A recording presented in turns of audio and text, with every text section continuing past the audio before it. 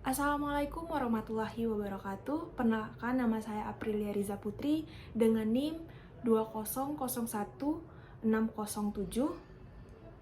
Berasal dari program studi pendidikan geografi, Fakultas Pendidikan Ilmu Pengetahuan Sosial, Universitas Pendidikan Indonesia.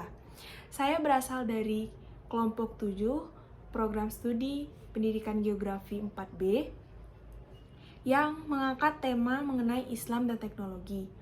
Adapun judul penelitian yang diambil oleh kelompok 7 yaitu pengaruh perkembangan teknologi komunikasi terhadap moralitas remaja Islam saat pandemi COVID-19. Yang melatari kelompok 7 untuk mengambil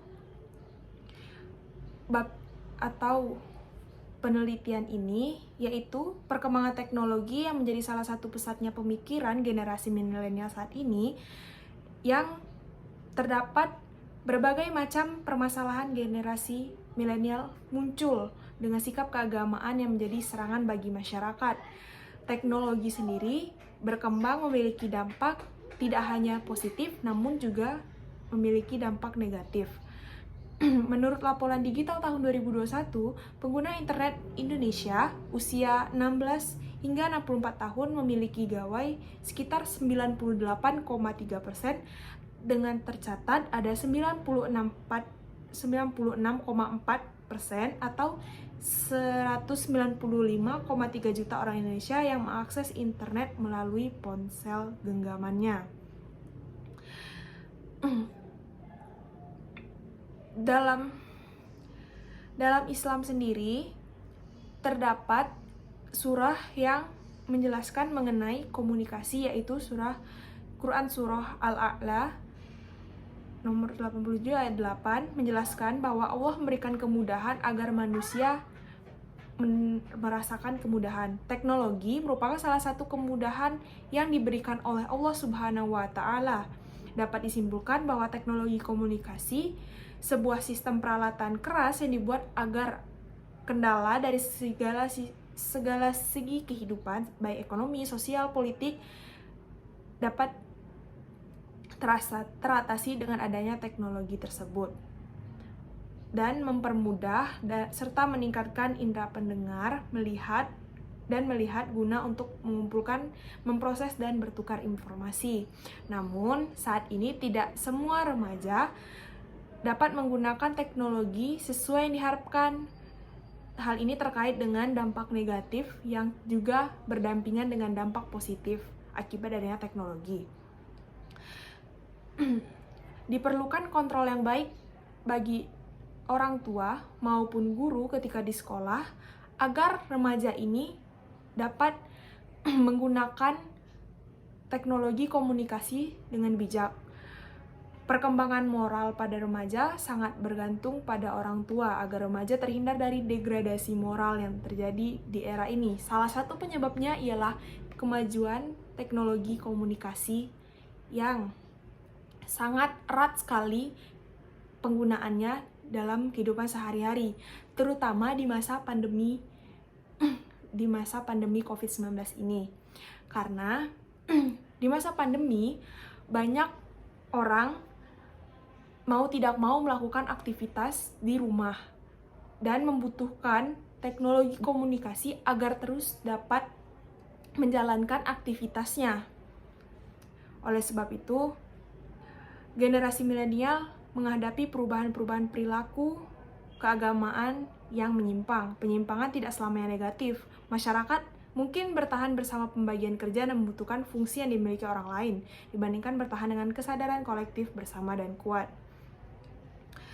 Adapun rumusan masalah dari penelitian kami ialah bagaimana dampak yang ditimbulkan dari berkembangnya teknologi komunikasi terhadap perilaku keagamaan remaja pada saat pandemi, bagaimana pemanfaatan kemajuan teknologi komunikasi saat pandemi untuk gradasi perilaku keagamaan remaja, serta bagaimana cara mengatasi degradasi moralitas remaja Islam yang diakibatkan oleh pesatnya komunikasi. Adapun tujuan dari penelitian kelompok 7 ialah untuk mengetahui bagaimana pemanfaatan penggunaan teknologi komunikasi oleh pemuda Islam di masa pandemi COVID-19 untuk mengetahui dampak apa saja yang diciptakan dengan adanya teknologi komunikasi terhadap moralitas remaja di masa pandemi COVID-19, serta untuk memberikan solusi dalam mengatasi degradasi moralitas remaja Islam yang diakibatkan oleh pesatnya teknologi komunikasi. Adapun manfaatnya, dari penelitian ini diharapkan dapat menambah khazanah ilmu pengetahuan mengenai sosiologis keagamaan, khususnya agama Islam, melalui pendekatan terhadap masyarakat dengan segala dinamika dan gejala di dalamnya. Adapun metodologi yang kami gunakan dalam penelitian ini ialah metode penelitian deskriptif, di mana metode ini akan disajikan dalam bentuk paragraf dan akan memberikan pemahaman secara komprehensif dan memberikan gambaran dari data yang sudah dikumpulkan sebelumnya. Dalam penelitian ini, data yang digunakan ialah data primer yang didapat dari responden yang kami berikan kuesioner dan secara acak dalam bentuk Google Form. Adapun proses yang kami lakukan dalam penyempurnaan data, yang pertama dimulai dari proses tabulasi data, di mana pada tahap ini dilakukan pengelompokan dari data yang sudah diberikan oleh responden. Responden dikelompokkan berdasarkan usia serta jenjang sekolah. Namun sebelum dikumpulkan akan dipelajari lebih dahulu oleh kami. Data selanjutnya yaitu deskripsi serta analisis data. Pada tahap ini akan dilakukan analisis terhadap data yang sudah dikelompokkan. Kemudian setelah itu data yang dianalisis dijabarkan secara rinci yang berguna untuk mengetahui serta menjelaskan makna dari data yang telah terkumpul. Dan tahap terakhir yaitu tahap pembahasan, di mana setelah selesai semua tahap, barulah data yang sudah diolah kemudian dilakukan pembahasan secara rinci agar tidak menyinggung pihak-pihak tertentu. Adapun sistematika penulisan, kami menggunakan terdiri atas 3 bab, yaitu masing-masing bab diuraikan secara singkat sebagai berikut. Yang pertama, bab pendahuluan, yang menjadi awal pembuka dalam penelitian, berisi tentang latar belakang, rumusan masalah, tujuan penelitian, manfaat penelitian, metodologi, dan sistematika penulisan. Bab kedua yaitu mengenai pembahasan, yang berisi mengenai pengertian, landasan teori, penelitian lapangan, dan hasil dari penelitian. Dan bab ketiga yaitu bab penutup yang berisi tentang saran-saran serta kesimpulan serta saran-saran untuk penelitian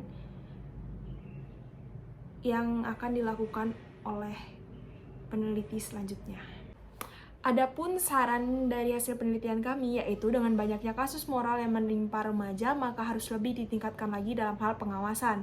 Selain itu, dalam hal pemberian pemahaman dan batasan-batasan juga harus lebih diperketat lagi sehingga degradasi moral yang dapat dikurangi dan tidak mengalami kemerosotan moral yang lebih parah. Adapun unsur kebaruan yang ada pada penelitian kami ini ialah kami tidak hanya memberikan terkait dampak dari perkembangan teknologi komunikasi, tetapi kami juga memberikan gambaran dari penggunaan teknologi komunikasi khususnya di masa pandemi oleh remaja dengan rentang usia 16-20 tahun. Selanjutnya, penelitian ini sebelumnya sudah pernah diteliti pada tahun 2018 oleh Islamiyah dengan judul Dampak Teknologi Informasi Terhadap Perilaku Keagamaan Bagi Remaja di Gresik, dan oleh Sogen dan Taupan pada tahun 2019 dengan judul Dampak Perkembangan Teknologi Informasi dan Komunikasi Terhadap Perilaku Moral Remaja di SMA Negeri 3 Kota Kupang. Sekian dari saya, terima kasih atas perhatiannya. Wabillahi taufiq wal hidayah. Wassalamualaikum warahmatullahi wabarakatuh.